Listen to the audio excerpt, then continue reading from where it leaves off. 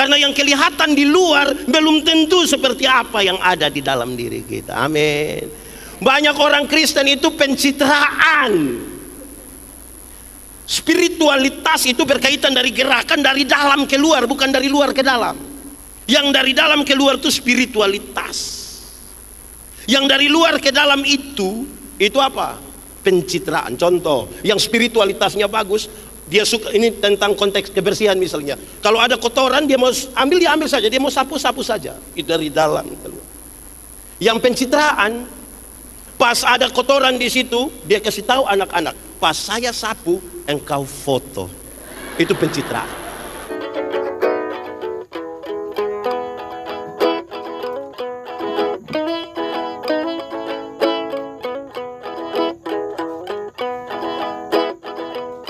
Bahagia setiap orang yang mendengar firman, memelihara dan melakukan dalam hidup setiap hari. Shalom. Yang di luar shalom. Semuanya shalom.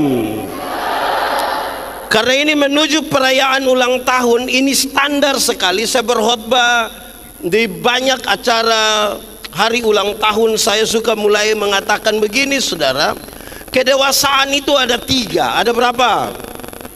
Berapa?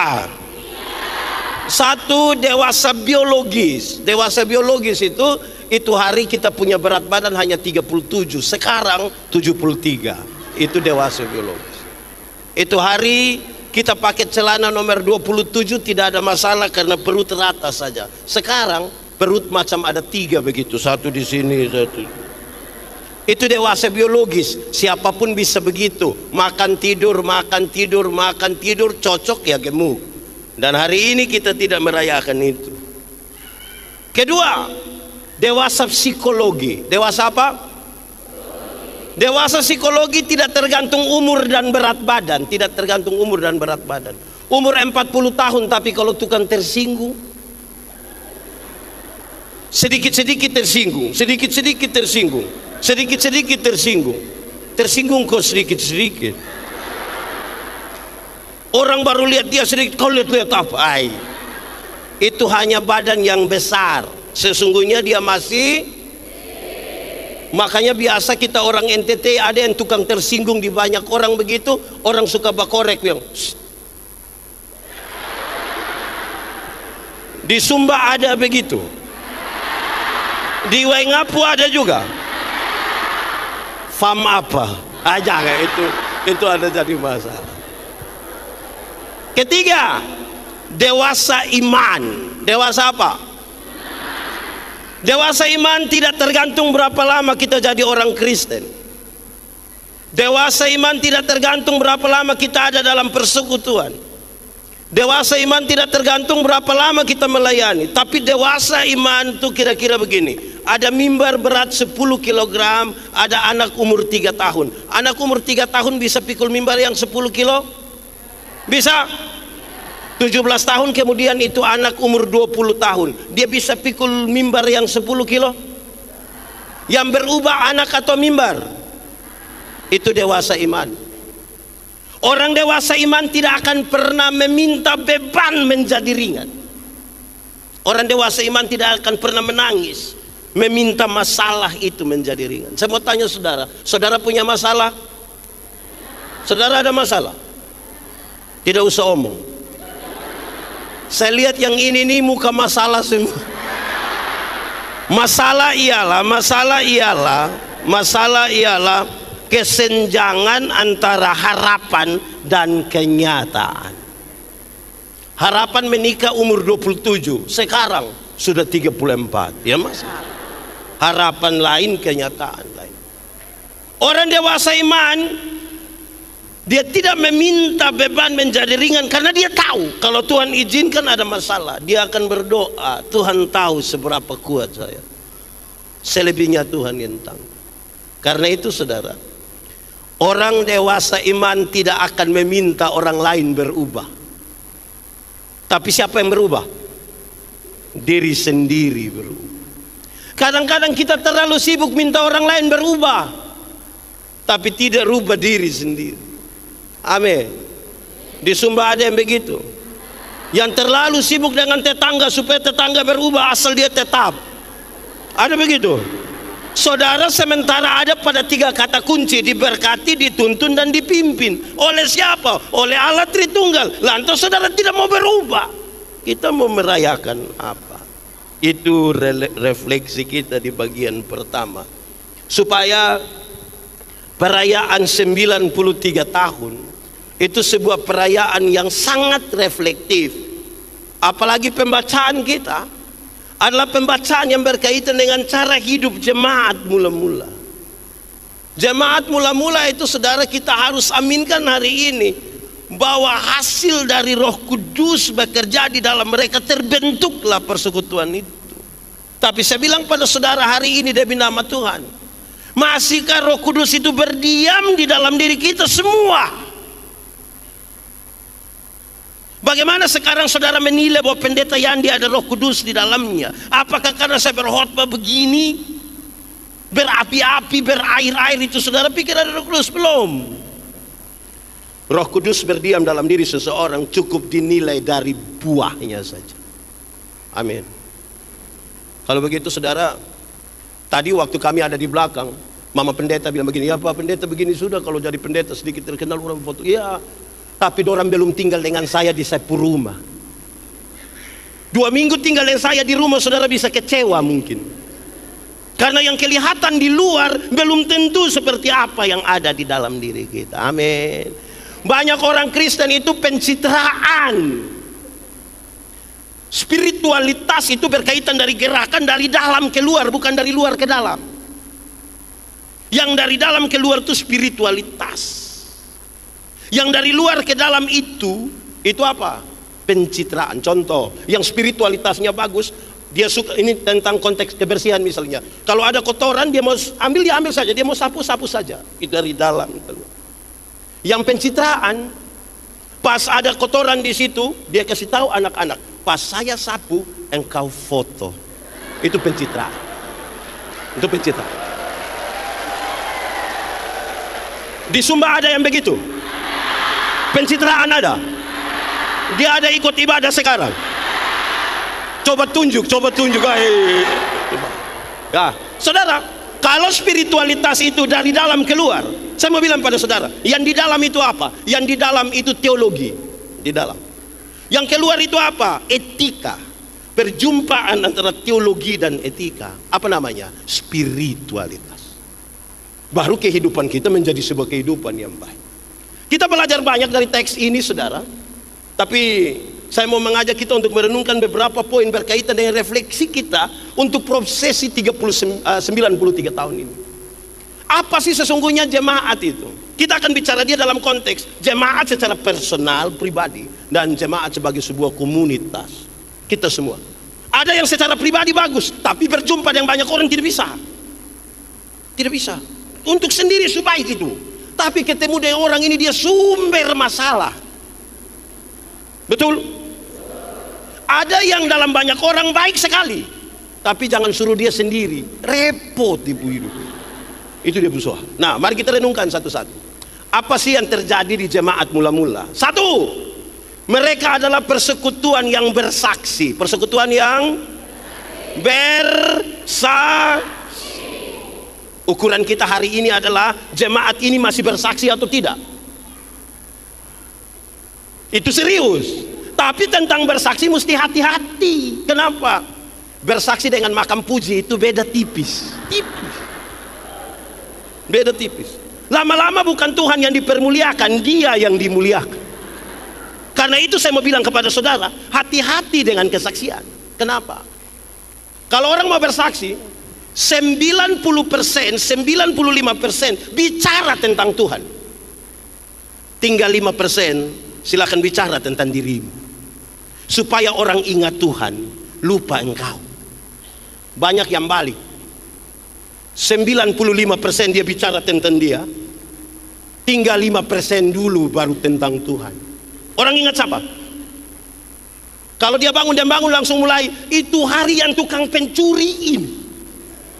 Waktu itu yang tukang mabuk ini, tukang judi ini. Dia bicara tentang dia 1, 2, 3, 4. Nanti tinggal 2 menit baru dia bilang, untung Tuhan.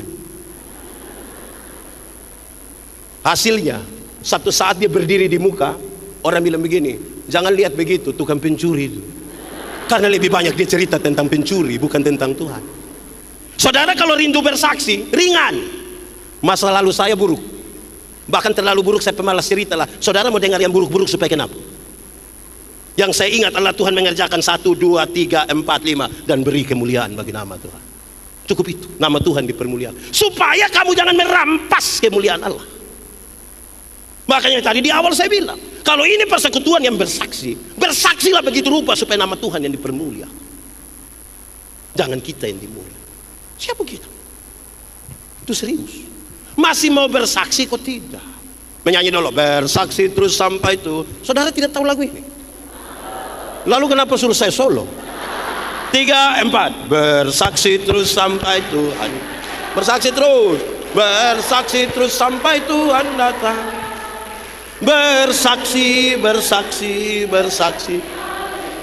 Bersaksi terus sampai Tuhan. Saudara, Tuhan panggil kita semua ini hanya cukup jadi saksi. Saksi itu apa? Orang yang melihat, mengalami, merasakan, terus mengatakan kepada orang lain, itu saksi. Melihat, mengalami, merasakan, katakan kepada orang lain. Saya melayani di Sabu kira-kira 5 tahun. Satu saat mau ke Pulau Dana, pulau yang tidak ada penghuni itu.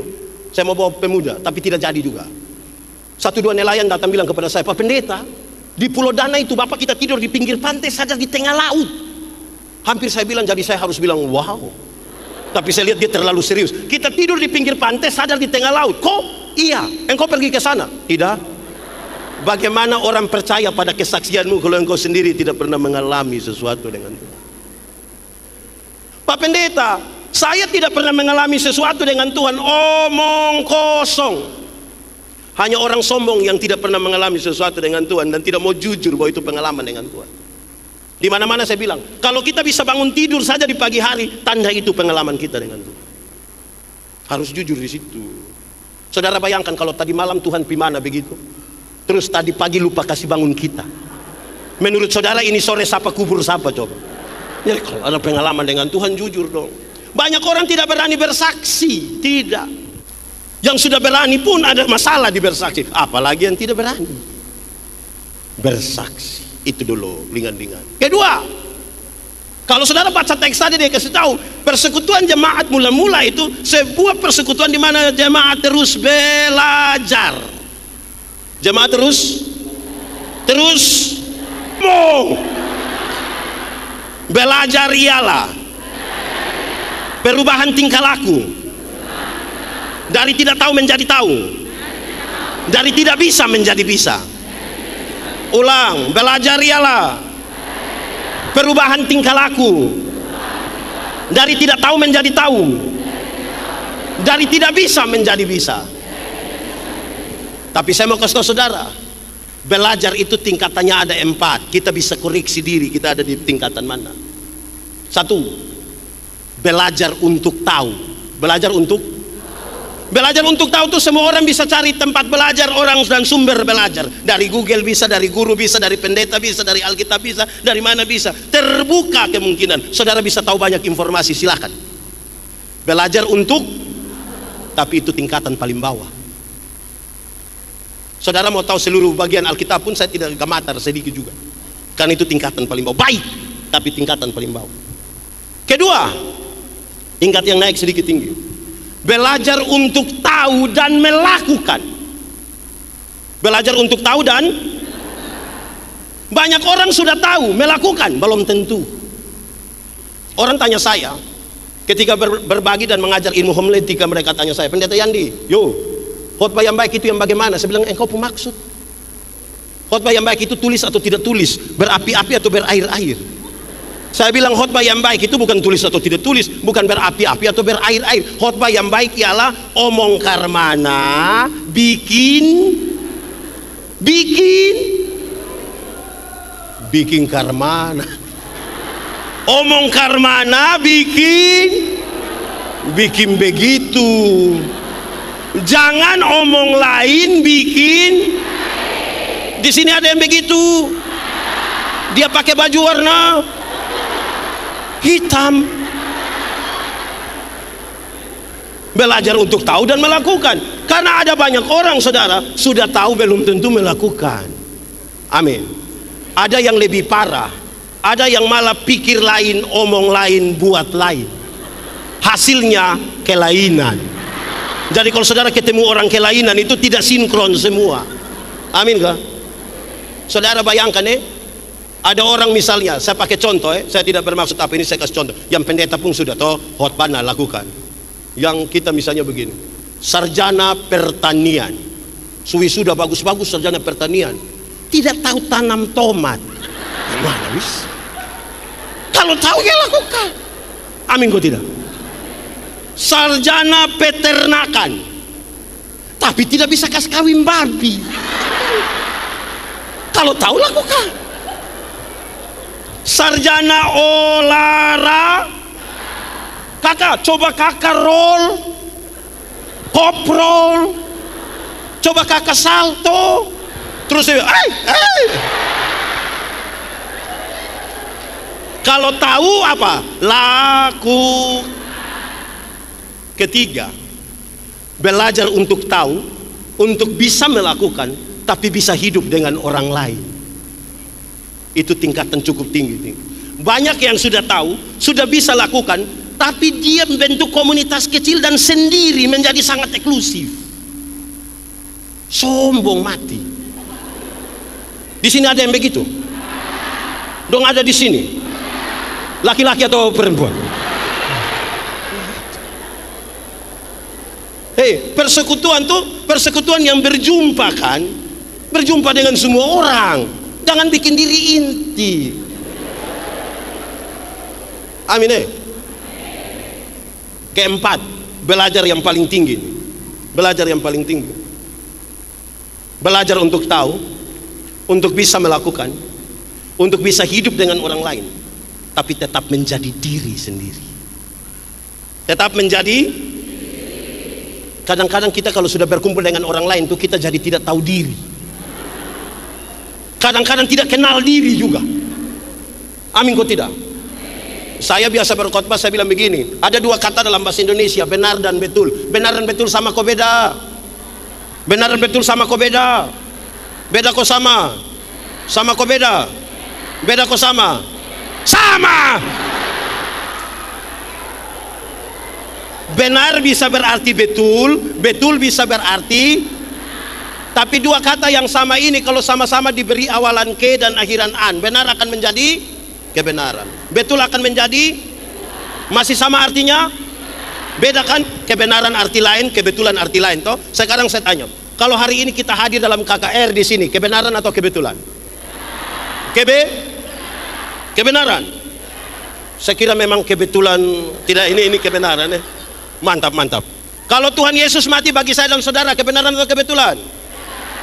Kalau kita masih hidup hingga hari ini, kebenaran atau kebetulan?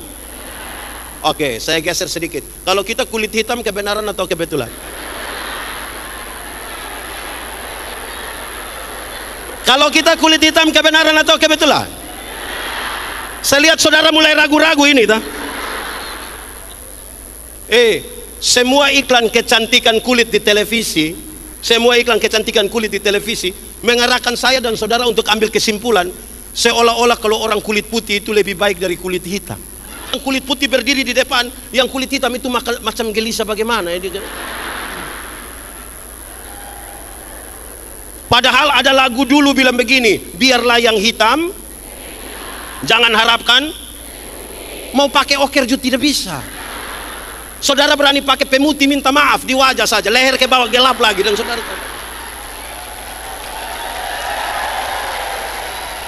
tetap jadi diri sendiri. Amin. Seluruh iklan, kalau kita rambut keriting, kebenaran atau kebetulan?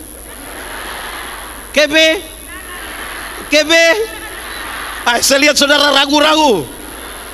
Semua iklan kecantikan rambut di televisi mengarahkan kita untuk ambil kesimpulan seolah-olah kalau orang rambut lurus lebih baik dari rambut keriting.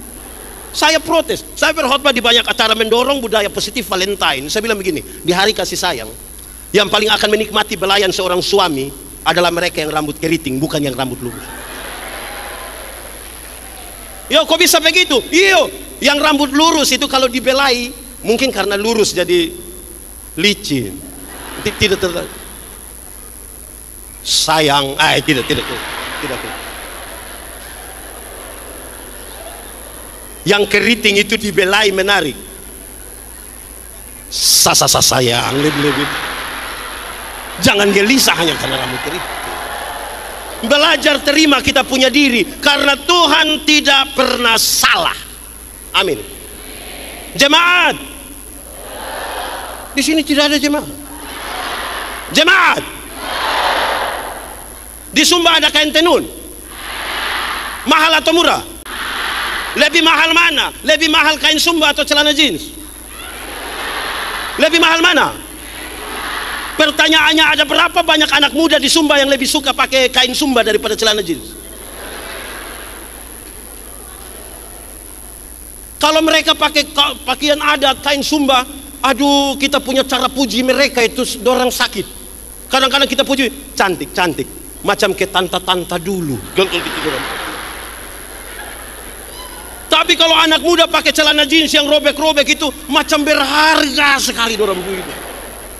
Makin ke Korea sepertinya makin tetap menjadi diri sendiri. Amin. Apa pentingnya dalam persekutuan jemaat? Saya dengar tadi saudara, acara hari ini kerjasama antara GKS Payeti dan GBI Tabernakel Rehoboth. Oke, tepuk tangan dulu.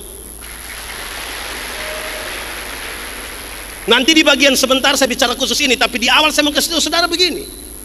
Persekutuan yang dewasa itu berjumpa dengan orang lain. Oikumene bukan pilihan, dia sebuah keharusan. Tapi keharusan dalam jati diri masing-masing. Saudara tidak harus jadi orang lain. GKS tetap GKS, GBI tetap GBI. Masing-masing mencitrakan dirinya sendiri. Karena perjumpaan kita berdua. Tidak usah harus jadi orang lain. Belajar untuk tahu, bisa melakukan, bisa hidup dengan orang lain, tetapi tetap menjadi diri sendiri. Amin kok. Kalau tidak saudara-saudara tahu, pindah dari sini pergi gereja sebelah, omong ini gereja. Pindah dari sana datang sini, omong lagi gereja sebelah. Nah, dewasa apa? Di sini ada yang begitu? Ada di sini? Coba lihat dia. Kenapa lebih banyak lihat saya? Mau dewasa begitu saudara. Nanti saya bicara kenapa hal itu penting sebentar. Bentuk kedewasaan. Sudah dua. Satu tadi gereja yang apa? Gereja yang gereja yang Tuhan panggil kita cukup jadi saksi. Tidak usah jadi pengacara, apalagi hakim. Saksi. Tidak usah bela Tuhan. Tuhan tahu bela dirinya sendiri. Tidak usah menjadi hakim. Jadi apa? Saksi. Amin. Kedua, gereja yang ketiga, pembacaan tadi mengisyaratkan dengan baik. Persekutuan jemaat itu adalah persekutuan yang berdoa sama-sama. Doa gampang kok susah. Kenapa suara turun? Berdoa gampang kok susah. Susah kok gampang. Doa itu penting atau tidak? Kalau memang doa itu gampang dan penting, semua di GKS Payet ini sudah berdoa baik. Mulai hilang suara. Gereja sudah doa sudah penting lagi, gampang lagi, tapi banyak orang takut berdoa. Berdoa di sini, dia datang doa cepat-cepat, pulang dia tanya dia pun teman, tadi saya doa baik kok tidak? Ini. Ada orang yang cerewet sekali di ini Wengapu, dia paling cerewet. Tapi jangan coba-coba kita bilang, Umbu, sebentar Umbu doa makan sembarang saja kau. Di sini ada yang begitu, ada yang begitu. Siapa punya suami? Coba angkat tangan. Nah, saudara kalau tidak tahu berdoa, saudara bicara tentang ini, dipimpin, diberkati, dan dituntun. Doa saat tidak bisa. Tapi di sini bisa semua,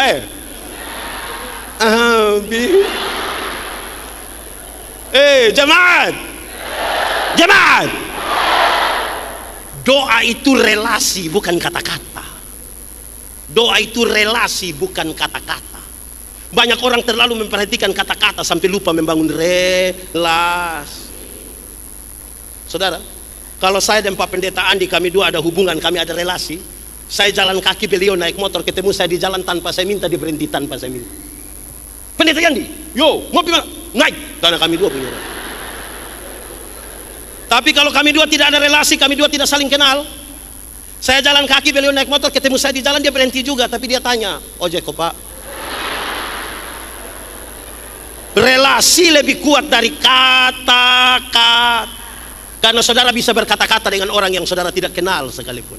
Jemaat, saudara pernah kok tidak alami satu saat ambil telepon, saudara telepon, tiba-tiba ada suara bilang begini, nomor yang Anda tuju tidak dapat dihubungi. Pernah? Suara perempuan atau laki-laki? Suara perempuan atau laki-laki? Dia kenal saudara, dia kenal saudara. Dia kenal kok tidak? Nah, kenapa dia omong dengan saudara? Jadi doa itu relasi. Jangan duluan kata-kata. Lebih kuat, 1, 2, 3. Korek kawan di sebelah, kasih tahu. Kasih tahu kawan di sebelah. 1, 2, 3. Jemaat, makin kuat relasi seseorang dengan Tuhan, makin kuat relasi dengan orang-orang yang ada di sekitar. Amin. Jemaat, di sini ada majelis tukang bakalai. Ada, karena kurang relasi personal dengan Tuhan. Kuat relasi kita dengan Tuhan, kuat relasi kita dengan orang-orang yang ada di sini. Amin. Kalau begitu saudara, relasi itu memungkinkan kita berkata-kata dengan ringan. Contoh, menurut saudara saya ada relasi dengan saya pu istri kok tidak? Menurut saudara saya pu istri itu kenal saya kok tidak? Oh, ayo kenal Karena kami dua saling kenal, kami dua ada relasi, maka ketika saya ingin mengatakan sesuatu ke dia, permintaannya ringan. Mah, bikin teh saya. Gelas kecil saya, jangan pakai gula banyak, Papa sudah tua takut sakit gula. Kan cara minta hanya begitu. Tidak mungkin saya bilang kepada sepupu istri, saya bilang, Mama, buatlah segelas teh, jangan terlalu banyak gula ya, Papa takut sakit gula. Woi, itu pas habis jangan sampai ibu tanya saya, Papa sehat? Doa relasi bukan kata-kata. Amin kok. Supaya mau diberkati, mau dituntun, mau dipimpin. Amin. Tidak tahu saya saudara ini. Oke, jemaat, ada 5 hal yang penting di situ. Ini refleksi kita. 1, berdoalah setiap waktu. Sama-sama. Yang disebut dengan setiap waktu itu bukan jam 6, 7, 8, 9, 10, 11, 12, 13. Tapi berdoalah di... kenapa? Oke, jemaat, yang dimaksud dengan berdoa setiap waktu itu bukan berdoa yang tadi jam 5, 6, 7, 8, 9 yang dimaksud. Lebih ke begini, berdoalah waktu senang, berdoalah waktu kamu sehat, berdoalah waktu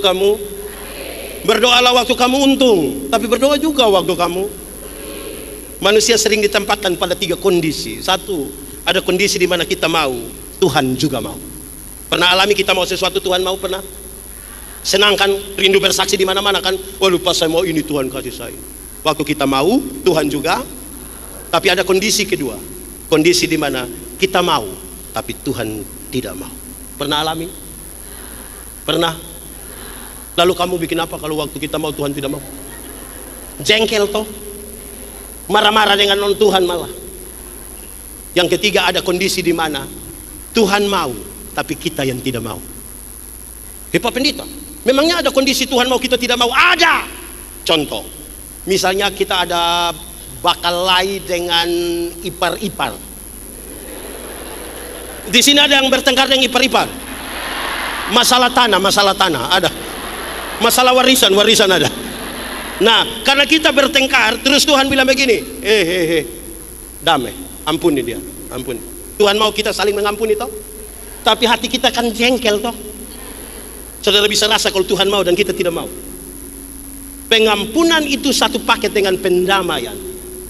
Ada banyak orang mau mengampuni tapi tidak mau berdamai. Ada yang mau berdamai tapi tidak mau mengampuni. Yang mau mengampuni tapi tidak mau berdamai itu dia selalu bilang begini, Pak Pendeta, untuk marah saya tidak marah, untuk marah saya tidak marah. Mau marah bikin apa? Kita sudah tua-tua begini. Dia mau datang di rumah juga silakan, tapi untuk saya pergi ke dia maaf. Pernah mengampuni tapi tidak mau berdamai. Betul? Di GKS ini ada. Siapa punya ipar? Coba siapa punya ipar? Ada yang mau berdamai. Kalau tadi mau mengampuni tapi tidak mau berdamai. Ada yang kebalikan dari itu. Mau berdamai tapi tidak mau. Yang mau berdamai tapi tidak mau mengampuni itu macam anak kecil. Main-main kelereng, mereka bertengkar, terus dia pun papa datang yang, hei, damai, damai. Ini kamu kakak adik, damai. Ayo. Dia pegang tangan toh. Kita sekarang kalau berdamai itu kan pakai pegang tangan. Wih, dia pun cara sorong tangan tuh. Cium. Ini yang kau punya saudara, dia punya cara cium. Berdamai, tapi hati tidak terbuka untuk mengampun. Amin toh? Masa orang yang diberkati, dituntun dan dipimpin model begitu? Ya kan? Dan saudara lihat, di 3 kondisi inilah nasihat firman Tuhan bilang, berdoalah setiap waktu. Waktu kita mau Tuhan mau, waktu kita mau Tuhan tidak mau, dan waktu Tuhan mau kita tidak mau. Berdoalah di waktu. Kedua, berdoalah. Coba kasih tunjuk ayat tadi. Pertama, berdoalah setiap waktu. Kedua, berdoa dalam roh. Berdoa. Yang dimaksud dengan berdoa dalam roh bukan berdoa berbahasa roh di sini yang dimaksud. Yang dimaksudkan di sini berdoa dalam roh adalah berdoa dalam kesatuan kita dengan Roh Kudus. Kenapa? Tuhan yang kepadanya kita datang dan berdoa, dia kudus. Yang kudus tidak dapat bersatu dengan yang tidak kudus.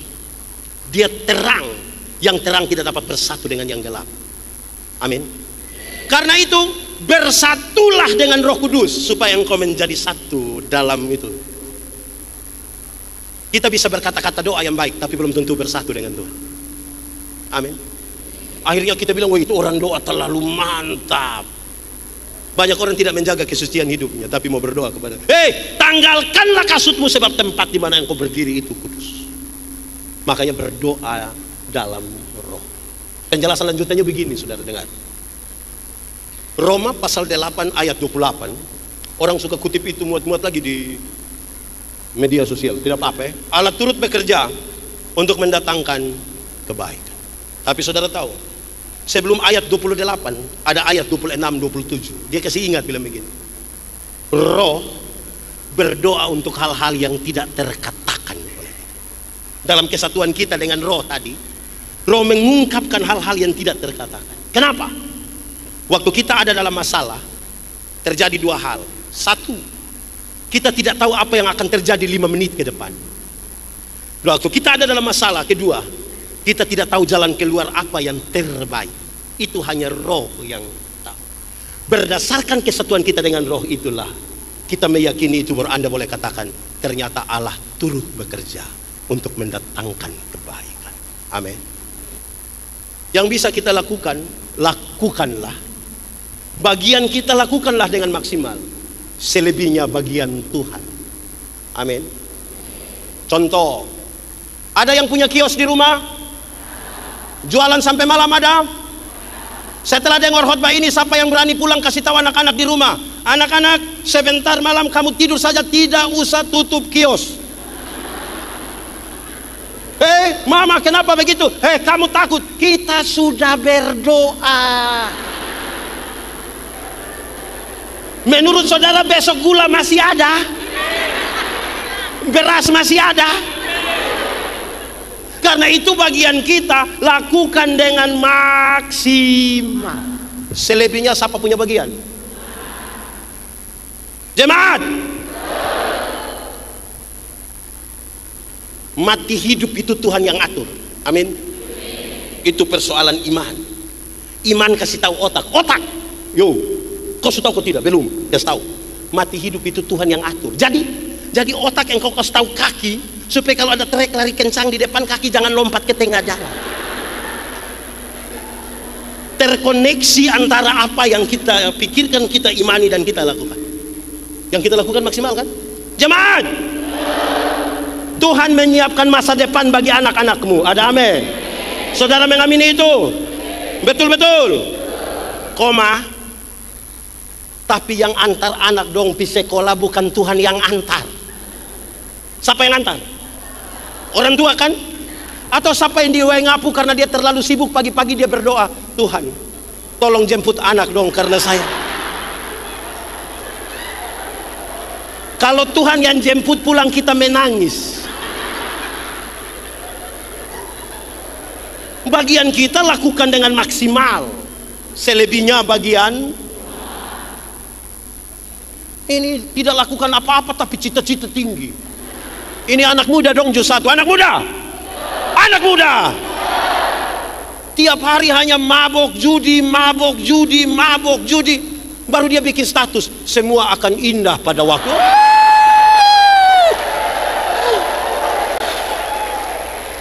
Apa? Di sini ada anak muda begitu? Ada di sini? Panitia? Jadi yang bagian kita maksimalkan sebagai bentuk dari berjaga-jaga.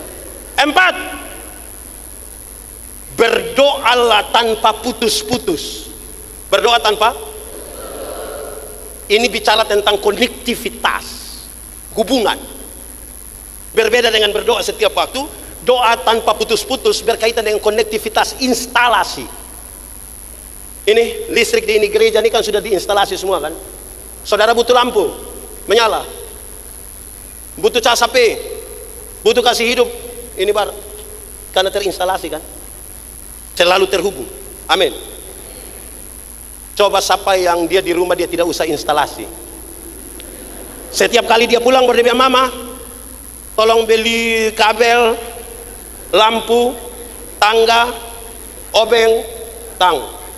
Terus dia pasang, besok dia bongkar, dia ulang lagi lusa. Bisa? Jadi selalu terkoneksi dengan Tuhan. Saudara ada HP, Android, ada pulsa.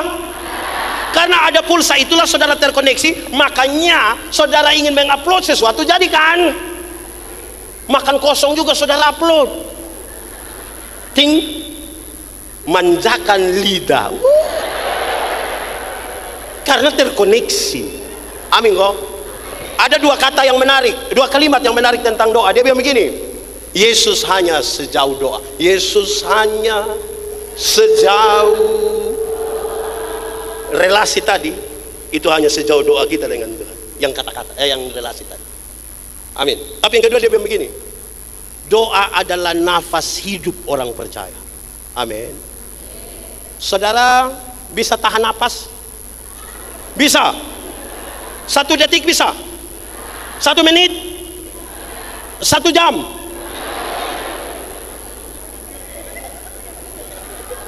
Sudah tidak usah tahan napas lah. Di sini ada yang asma, napas sesak ada. Ada. Woi, napas sesak saya pernah alami ini. Woi, setengah mati. Kita tarik juga dia sampai di sini sudah tidak turun. Relasi itu begitu, kita terkoneksi supaya kita tidak sengsara. Ini refleksi kita menuju 93 tahun. Jangan sampai ada jemaat yang Pak, begini 4 periode Pak, tapi berdoa parah ini. Coba periksa 10 doa terakhir darimu, 10 doa terakhir. Bagi yang tahu berdoa. Yang tidak berdoa dia mau periksa apa? Coba saudara periksa 10 doa terakhir. Kita nih kalau berdoa 1 menit pertama tuh ungkapan syukur dan pujian. Tuhan engkau dahsyat, engkau luar biasa, Tuhan puji Tuhan, amin, haleluya. Itu 1 menit pertama. Masuk menit kedua itu daftar permintaan. Itu semacam proposal rohani begitu. Dia pun cara minta tuh 1, 5, 10, 20, 30, 40, 50, 60, 70, 80. Sudah ada 80 baru sudah mau akhir dia bilang begini, ampunilah segala dosa kami.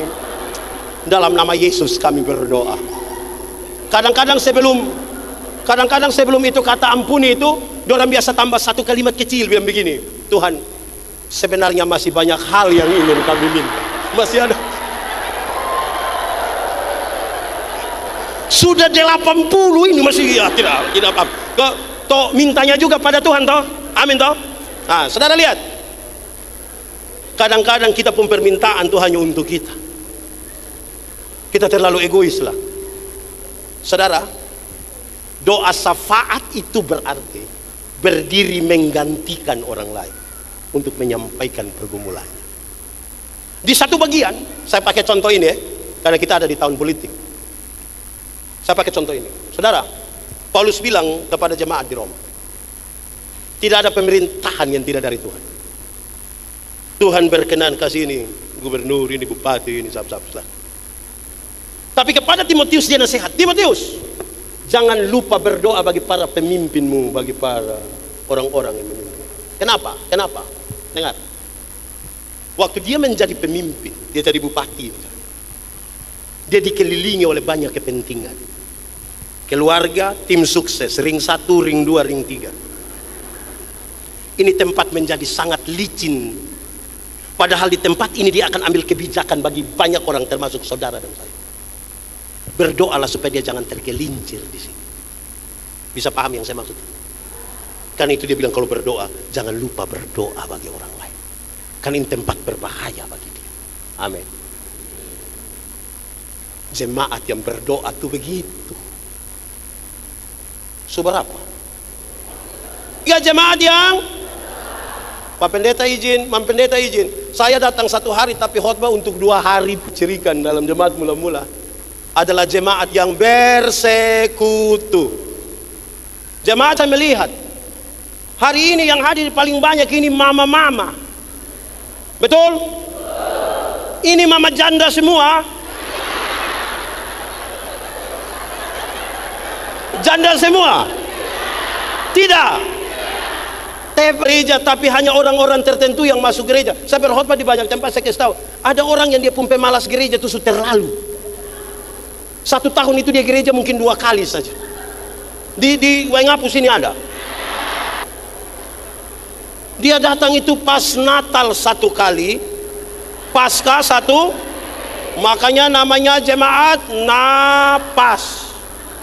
Natal dan karena Natal 1 kali, Paskah 1 kali, singkatannya tambah panjang, Napas 1-1. Nanti kalau sunapas terengah-engah tiba-tiba ingat tuh, tolong. Amin kok. Jemaat. Ini bapak-bapak dong, ini juga kadang-kadang. Waktu masih pemuda, jemput yang ibu, yang nona itu rajin-rajin dia bawa ke gereja. Sudah menikah, dia tidak pergi lagi. Terus pendeta bilang, Bapak, kenapa kau tidak pergi ke gereja lagi? Kasih tinggal ibu pergi sendiri. Terus dia bilang begini, Pak Pendeta, waktu Bapak dong kasih nikah saya dengan ibu, kami 2 telah menjadi 1. Jadi kalau ibu sudah pergi sama dengan Bapak juga sudah.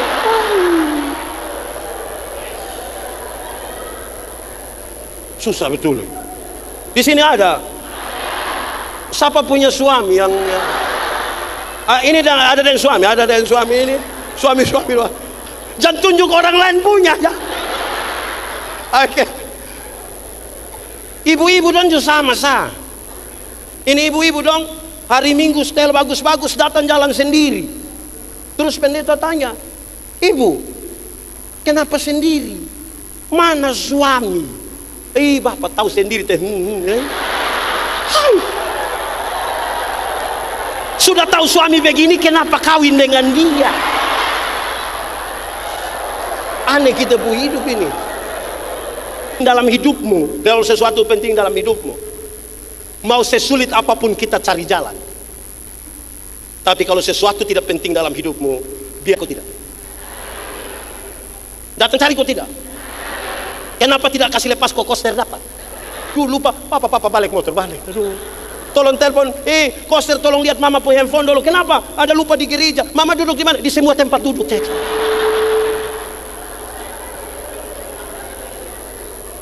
Sudah terlanjur lupa. Pulang. Kenapa handphone saudara pulang? Tapi kalau kita rasa dia tidak penting, orang lebih banyak cari apa? Allah.